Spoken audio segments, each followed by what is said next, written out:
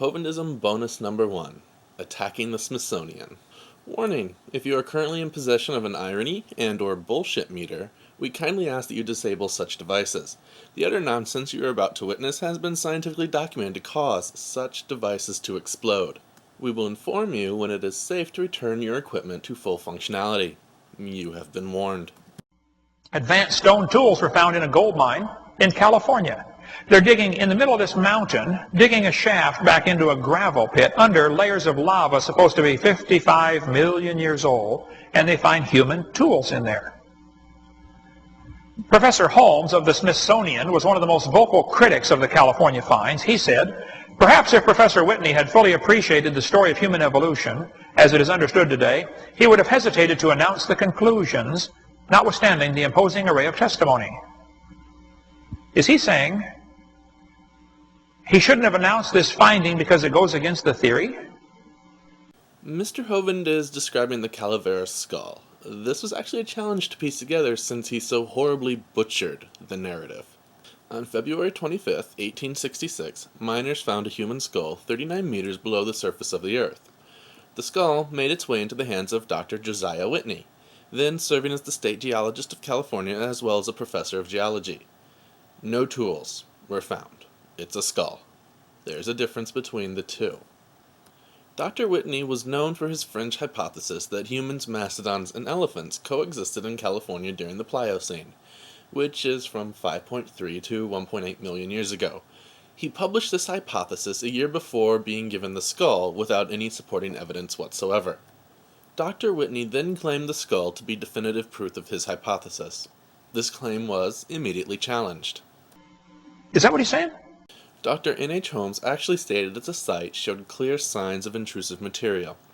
Upon interviewing the miners, he encountered conflicting testimony regarding the find. Given this evidence, Holmes cautioned that the find was a fabrication. His conclusion was justified when several miners admitted to placing the skull from an Indian burial in the mine as a prank on other miners. That's exactly what he's saying. And folks, I'm telling you, there are people that are so dedicated to that stupid evolution theory that they will block out from their mind and from print, if they can, anything that goes against it. They defend the theory with religious fervor. Mr. Hovind's version of the account is derived from Michael Cremo's claims. Cremo, a Hindu creationist, claims that modern humans have existed far into ancient antiquity and are actually de-evolving away from unity with Brahman. Dr. Holmes was affiliated with the Smithsonian in the 1890s. He died decades before Mr. Cremo was born. Cremo has been selling his pseudoscience for over a decade. No one has silenced him, in the same way that no one silenced Dr. Whitney. Smithsonian is very responsible for doing a lot of this stuff of hiding evidence against evolution.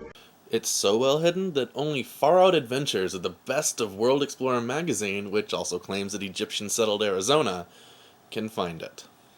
In 1950s, Thomas Lee from the National Museum of Canada found advanced stone tools in a gravel deposit. The problem was the gravel deposit had been dated at 65 to 125,000 years old, which is way too old for humans to be in Canada. Dr. Thomas Lee discovered Sheguiandah, or however you pronounce that, one of the earliest settlements in North America. Dr. Lee dated the site to 30,000 years ago, not 65 to 125,000 years ago. Dr. Lee's dating is controversial because it conflicts with subsequent studies of the site. So, the director of the museum was fired for refusing to fire the discoverer. Dr. Lee's mentor had a falling out with the museum director over a year after the discovery was published. When his mentor left the museum, Dr. Lee resigned out of loyalty. This is a common practice in academia. Tons of artifacts disappeared into storage bins. The discovery had to be killed. It would have forced the rewriting of almost every book in the business. Actually, numerous museums throughout Canada have Sheguiandah, or however you say that, exhibits, which is the poorest way to conduct a cover-up ever. The real controversy surrounding the site is whether it is a pre-Clovis or Paleo-Indian settlement. If it's pre-Clovis, it's the earliest human settlement in North America. If it's Paleo-Indian, it's just an early settlement. So why bother with this nonsense and risk destroying your valuable irony and bullshit meters? Well, a YouTube user attached this conspiracy theory to our satirical video regarding Mr. Hovind. Apparently he chose that instead of our critical analysis videos, which detailed the errors in Mr. Hovind's claims, including this one. What follows is Mr. Hovind's original conclusion to this side topic, as well as the YouTube user's chosen ending. We can't have you find something that goes against our theory because all of the books we've printed talk about how wonderful the theory is, and now you're going to make us rewrite all these books, so you're fired.